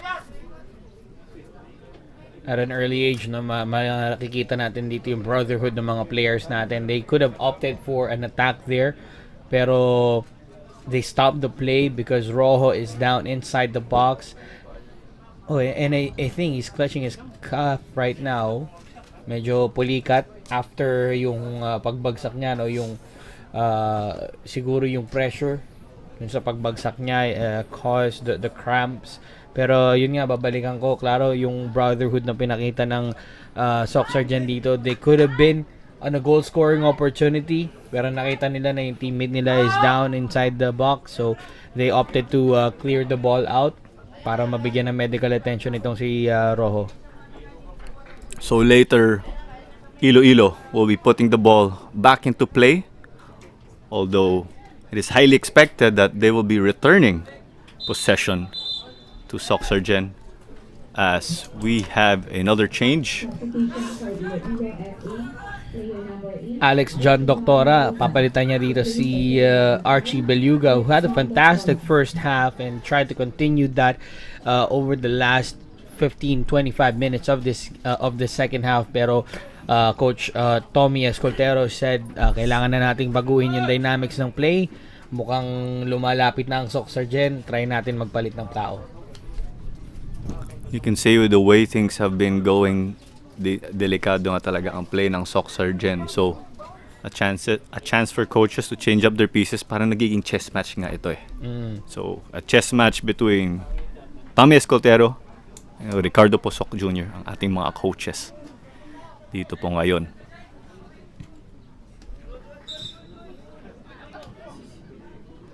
So, it looks like play was not resumed properly. Pero you can see, no, pinapakita lang natin dito na football is also a gentleman's game. Kahit na may advantage para sa kanila, they could opt to play that forward kasi binigay sa kanila yan ng SOCSARGEN. But again, fair play for Iloilo to give this one back to SOCSARGEN. Ang sabi ng referee, return the ball properly. Kita handball natin. Handball yun eh, di ba? So there it is. Credit to Iloilo returning possession. Fair play.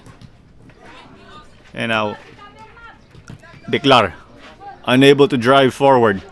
It has been an intense battle on the wings, in the midfield for everyone. Another test. And again, scouts had an opportunity to watch these boys play. Jim, we have the U19 AFF coming up too. Let's not forget. So, De La Peña getting a run, but skies it. The ball was out of play already. But credit, I think that was Doctora. Still continuing to play because you never know. And judging from his angle, he wasn't so sure if the ball was going to be out.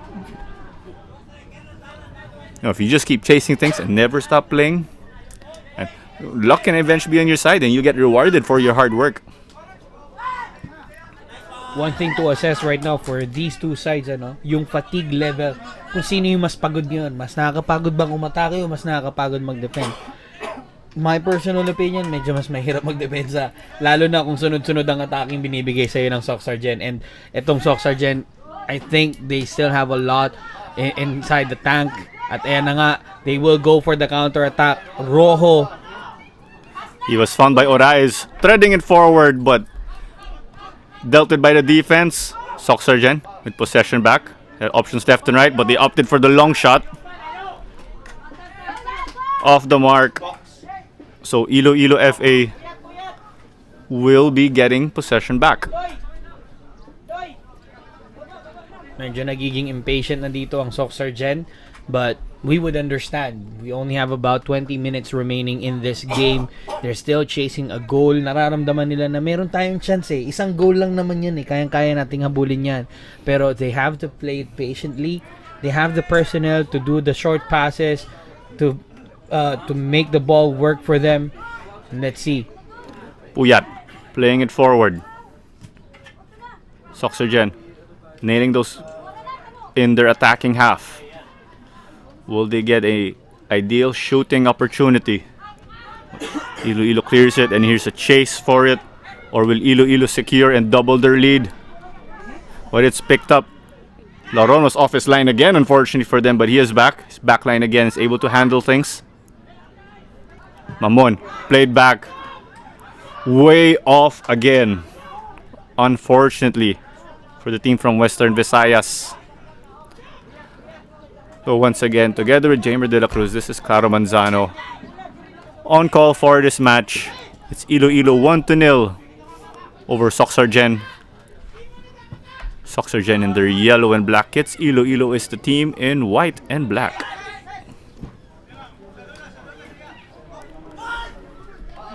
So they managed to win it by two, but just past the line. And they gave up a throw in.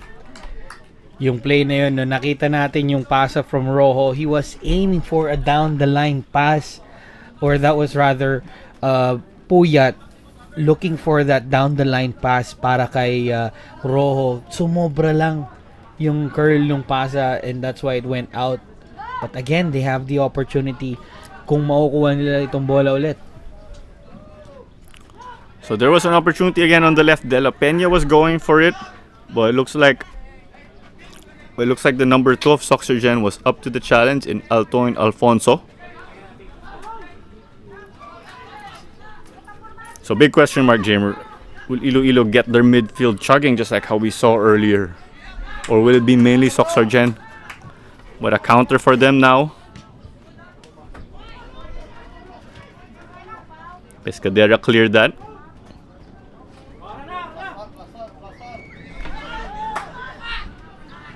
Puyat unable to set up. So here we go. Medyo nagiging back and forth na nga ito, Jamer, no?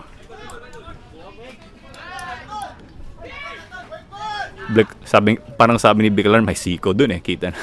Diyan naramdaman nga ni Biclar yun eh. But you have to play by the whistle. Kita natin yung kanyang appeal sa referee.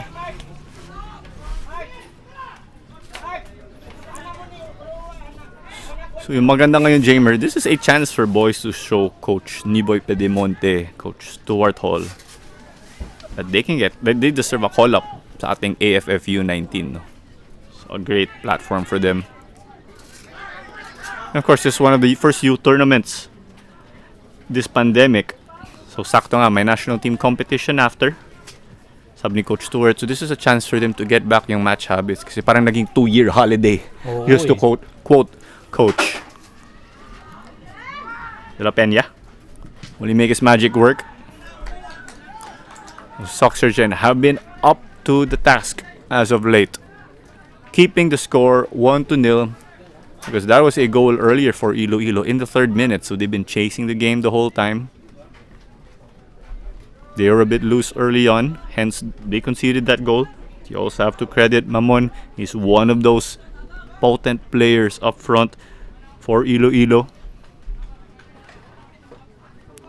So this will be a set piece. It's the 73rd minute of this match. If we are level, we will, after 90 minutes, we will be having extra time to determine the winner of the bronze medal in the PFF U19 Boys National Championship, and easily picked up by the towering Laudon. High ball shouldn't be a problem for him. SOCSARGEN, they're looking for their men up front. The Divas, he's finding himself in the middle, taking a fall. One man down for each team. They opt to resume play. Lovely individual skill.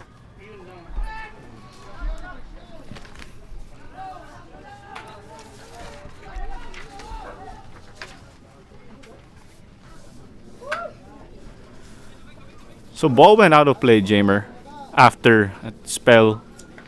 We had a man down earlier for SOCSARGEN and Iloilo. The Divas was one of them actually. SOCSARGEN faithful, hoping for a penalty that was inside. We are not sure who the man is for Iloilo, but I think this is the play that you can see that led to that collision. So it is the Divas, and it looks like that is number 10 of Iloilo. Still need to get a better angle.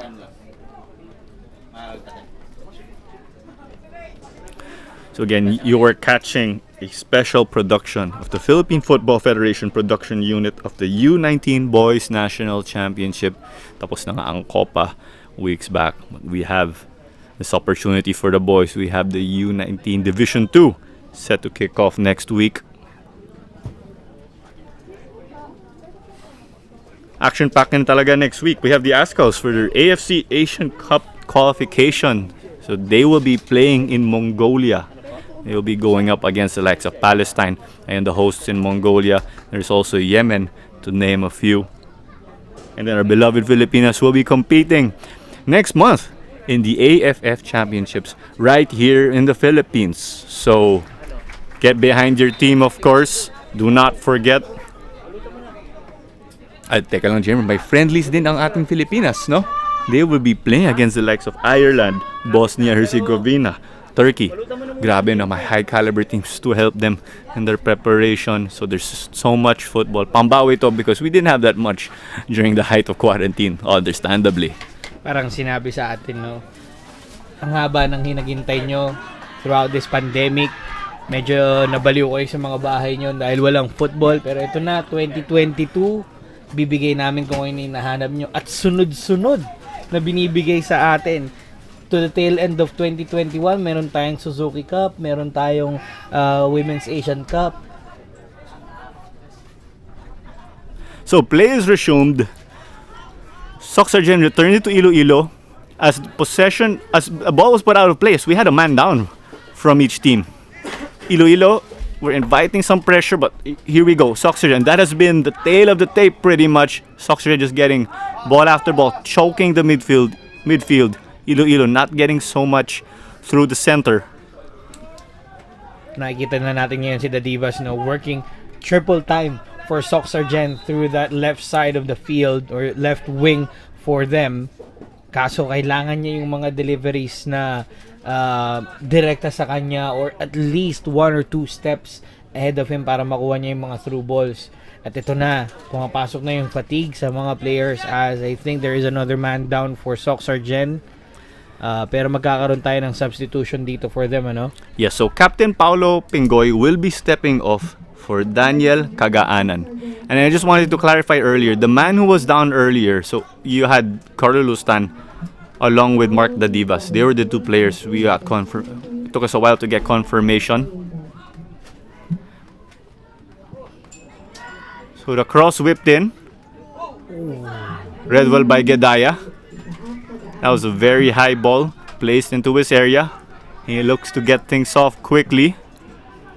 They're looking for Doctora. Doctora asking for a foul, but referee just letting them play. Playing by the whistle is SOCSARGEN right now. Sorry, Claro, to interrupt. Ang ganda ng pasa na yun for Doctora. Set in, but fantastic save by the man in the middle. But possession still on. And so nervous moments for both teams. Lauron spills it but manages to recover. Crucial moments, Jamer. That was great play from Iloilo. They were looking to double their lead, but a great save from the keeper. Got a bit shaky afterwards for the rebound, but his back line has had his back as of late. So things shifting to a higher gear. 12 minutes remaining in regulation. Iloilo, their lead is not safe. It's 1-0, but especially with the way SOCSARGEN have been dangerous throughout this match.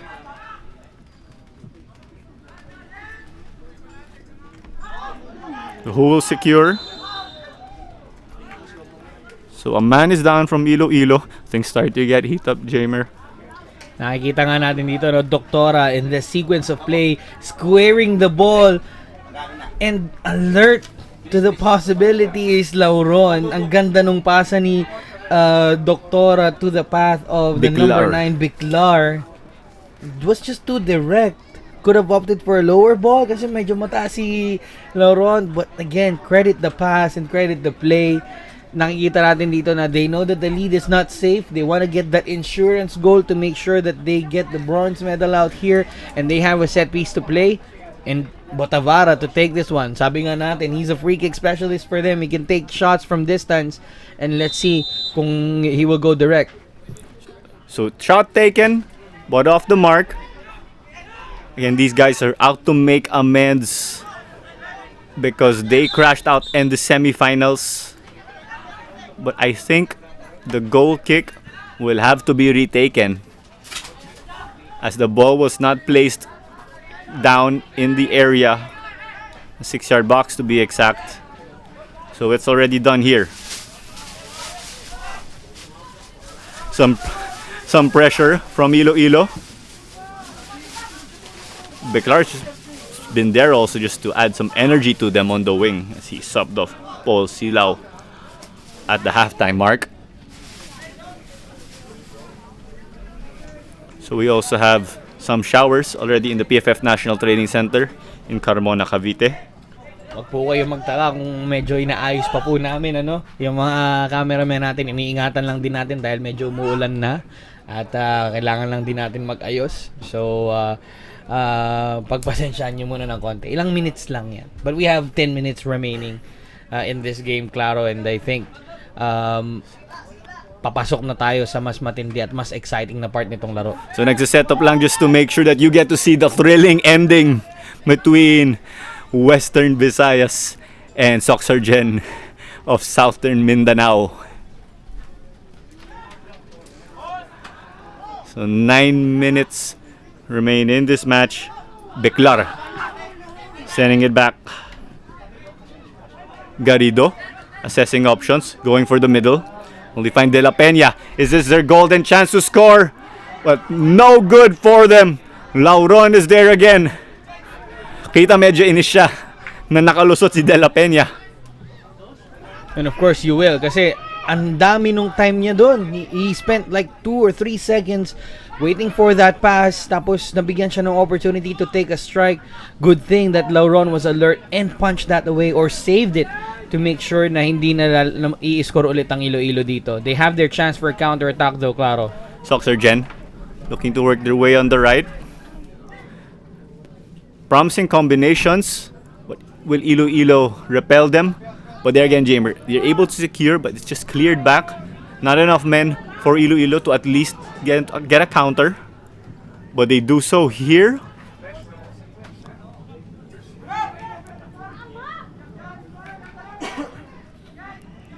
So ball played.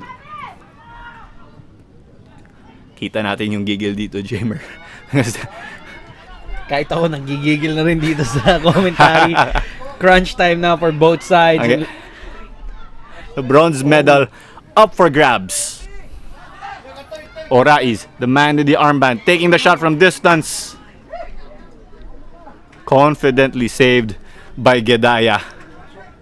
He was going for the near post here. Let's take a look at that shot. Very confident taking that acres away from goal and still hitting it on target. Konting power pa, it could have gone in. And they still have a chance here. The Divas. Kulang yung paghintay niya sa bola or medyo advanced pa siya ng konti doon. But it's been quite a shift, John Garrido versus the Divas. So looking again on the counter. It's 2-on-1. Mamon, he has the height, he has the heft. Lauron, but it's out of his area. Would he find the teammate? That's played, but Iloilo getting a chance to pile up pressure. And their efforts pay off. Doctora finding it open space, but ball is overcooked.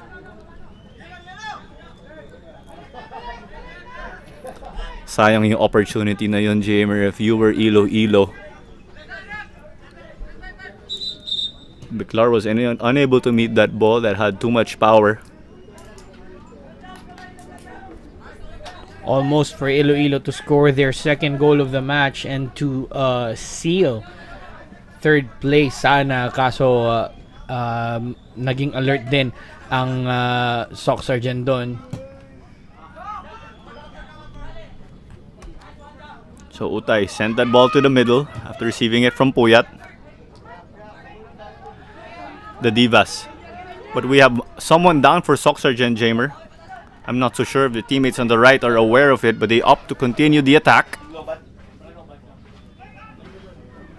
So it will be a goal kick for Iloilo. So that is Rojo who is down. So mukhang may konting cramps, Jamer. Again, the 2-year break for these under 19 players, it shows na it creeps in sa kanila, no, yung fatigue, yung cramps na nararamdaman nila, but they will still play to the final minute of this game. Nakita natin na si Roy, he's been down couple of times already, pero pinapakita niya na kaya ko pa, kailangan ko pang tumulong sa team ko. And it goes to show na talagang uhaw na uhaw tong mga players na to for competitive football, and 2 years. 2 years ang inintay nila bago sila nakapaglaro ulit. And again, playing at the biggest stage in terms of grassroots football, really have to give it everything. 200% ika nga ang kailangan mo ipakita dyan.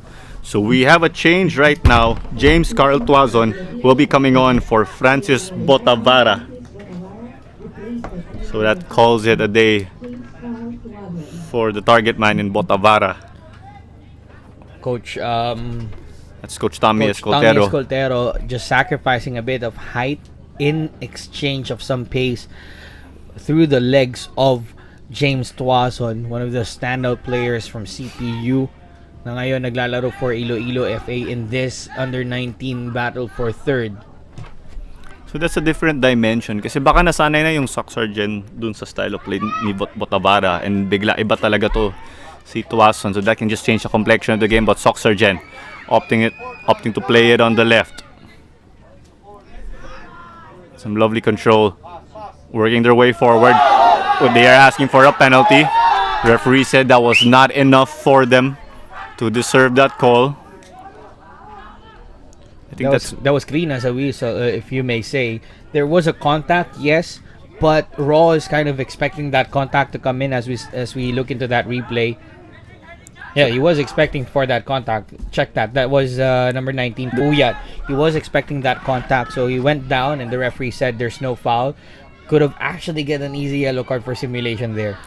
So it looks like SOCSARGEN have changed it up. They put Jeko Puyat on the left.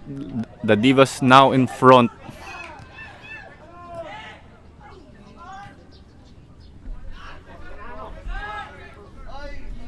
Mamon looking to apply some pressure. Doctora. Will he win this foot race? Lauron. Well, it looks like Iloilo have a chance to secure possession, but there is a whistle. It looks like it was a handball, Jamer, from what you saw. Tama ka dyan, Claro. No? Mamon was actually chasing for the ball. There was a contact with his legs pero tumama sa arms niya, so that was called for a handball. But again, almost giving away a goal here si Lauron with those 50-50 balls na nakukuha niya. Medyo dangerous yung paglabas niya sa box ngayon. So you could say lucky break ngayon for SOCSARGEN and another one for them. They have a free kick, but they momentarily thought about taking it quickly, but they will send their numbers forward because the time is ticking. Time is not on their side, and they've had that slow burn of having to chase the game. So ball sent into the penalty box, but the touch, but way off the mark. That was outside by the Divas. That fell through his weak foot for the Divas, as we could see. Great header into the middle, pero weak foot nga yun for the Divas.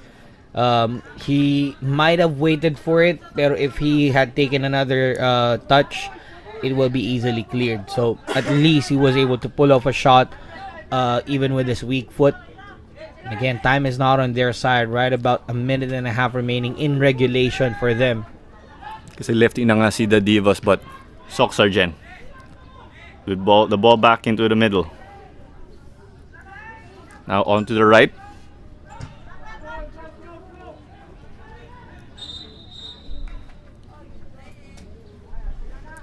Pero nandito ulit ang cramps, Jamer. We're talking about quarantine. Yes, the players have been able to work out at home, pero iba pa rin yung feeling of training on the pitch. No, iba yung muscles in a workout in your home as compared to being able to run a full length. Oh, kasi for example, if you have like your training sessions online with your team, nandun lang kayo, you're just utilizing at least 1 or 2 square inches, or let's say konting meters lang ang nagagamit nyo. Ang hirap nun kasi you're not pushing your legs or your muscles to its limit, and alam natin na medyo lumiliit yung limit natin when it comes to having the quarantine. And kaya nakikita natin itong mga cramps or show of fatigue from these players. But then again, this is just the pandemic rust na kanilang sinashake off. So, medyo worrying yan for Iloilo. About a minute remaining. Anytime now, the referee will give us the stoppage time. But I think Mamon is going out due to cramps. No, that's unfortunate. You like to have the tip of the spear with you again, but with time not on your side, then you may have some changes again. That is how Coach Tommy Escoltero has chosen to roll the dice. I don't think he will be able to continue, it seems. But earlier, Jamer, we saw the likes of Puyat and Haruin Saing. They were helping Mamon get up on his feet. And you love the sportsmanship from both teams, despite being in this heated match. We've had some great fair play also earlier. So Iloilo is set to make some changes. Jan Baito will be stepping off, and it looks like Ryan Kudal will be coming on. Kudal is listed as a midfielder. Pictured, he is coming in. Mamon is back. Mamon is back, so he just needed a minute off the field, and he's now back. So, Mahaba-haba. Took a lot of 4 minutes ang ibibigay ng ating referee for this added time. So to the relief of Iloilo, Mamon is back.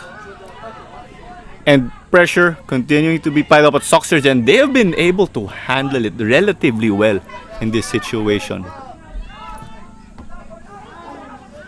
But cheaply given away. De La Peña.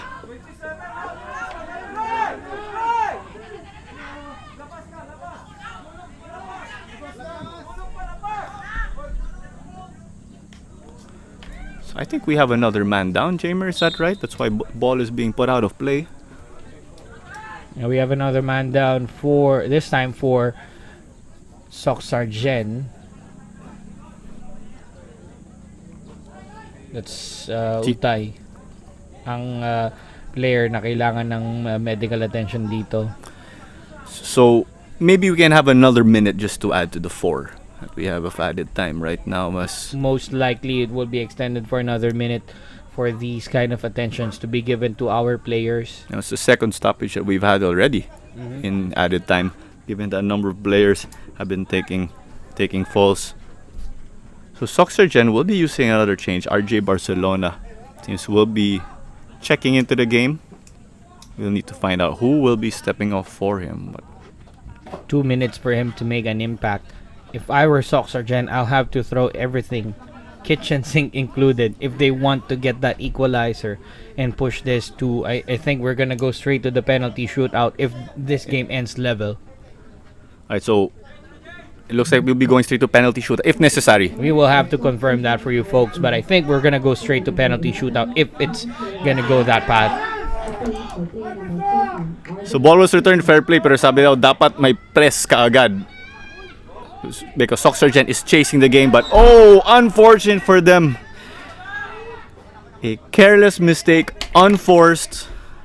So Iloilo will get time to burn the clock or even chase their insurance goal. Garrido has had a shift, having to deny the Divas. So played out for safety by the team from Southern Mindanao. Time is not on their side. They are desperate for that equalizer. They'd like to keep their hopes alive for the bronze medal.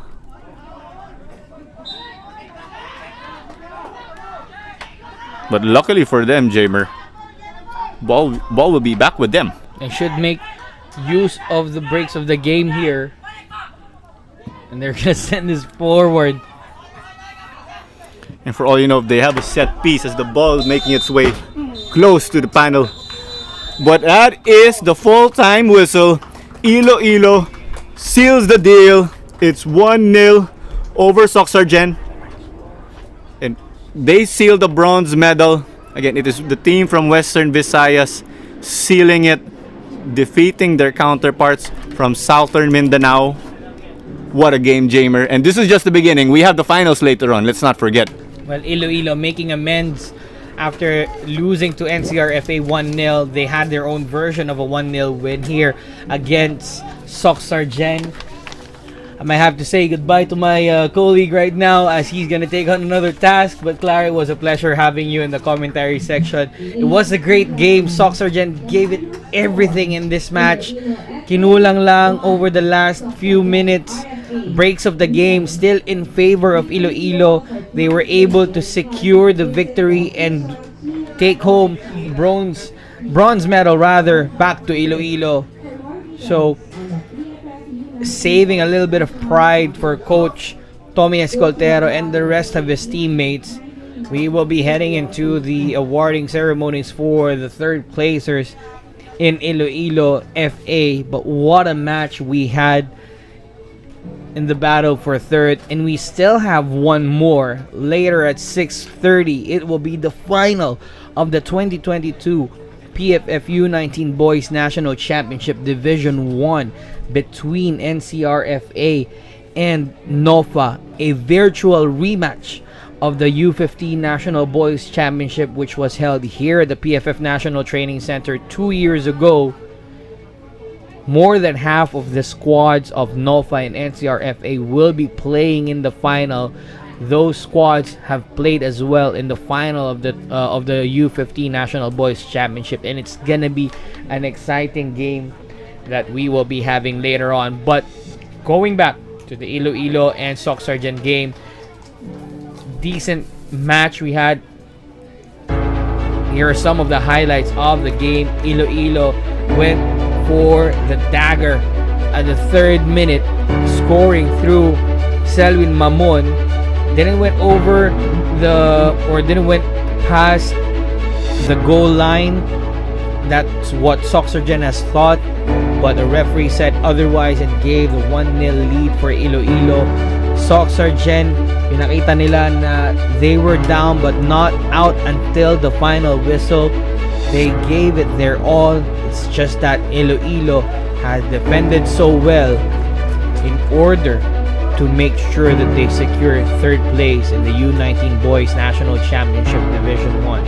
We will see them again in this competition once we resume the Division 1 for the U19 Boys Championship. But we have to give credit to SOCSARGEN FA, the team from Mindanao, showing what they can do in the highest level of competition in grassroots football. There were scouts watching this game.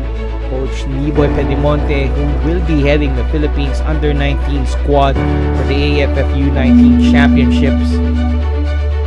Pinakita nila dito na everyone deserves a call-up or at least to be in the training camp for the U19 squad who will be heading out for the AFF tournament. SOCSARGEN had plenty of chances towards the latter part of the game. They showed grit, persistence, but all that they could secure was a fourth place finish. And as we leave you with the highlights and await the awarding ceremonies, it's Iloilo FA 1, SOCSARGEN 0.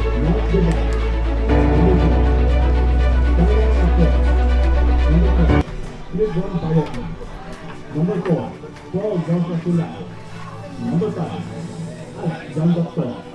Number 6, John Lee. Number 7, Rob Arthur Perez. Number 8, Archie Yuga. Number 9, June Picla. Number 10, Adrian Orendier. Number 11, Francis Cotabal. Number 13, Ren Ivan Law. Number 14, John Garrido. Number 15, Ryan Kodal. Number 16, John Paul Celano. Number 18, Dave Sobrero. Number 19, John Becker. Number 20, Arjun Pescadena. Number 22, James Carlos. Number 22, Kenneth De La Camera. Number 27, Kevin Mamon. Number 30, Carlo Luxan. Number 32, Arjun Anandillo. Number 36, Sam John Miguel. Jake Salazar. The head coach is Tommy Escoltero.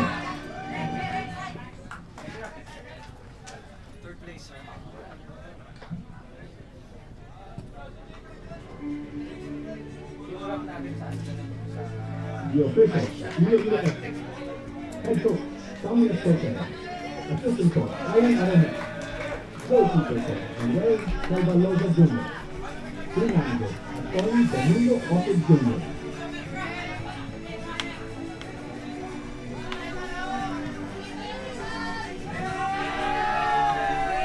In the end, it was all smiles for Iloilo FA. Despite losing in the semifinals, they still bagged the bronze medal here at the PFF U19 Boys National Championship. The boys from Iloilo, composed of players from Santa Barbara, Barotac Nuevo, La Paz, and other places in Iloilo, showing that they are part of the squad that we can call the Stars of Tomorrow. Kudos to Iloilo FA for securing bronze medal against SOCSARGEN and bringing pride back to their hometown, Iloilo. Please stand by for our main event, the final match of the PFF U19 Boys National Championship. And now we await for the final of the PFF U19 Boys National Championship. An all-out battle. It will be NCRFA against NOFA. 6:30 here at the PFF National Training Center. We hope you will join us later on in this game, but for now, we will go on a break and we'll see you after a few minutes.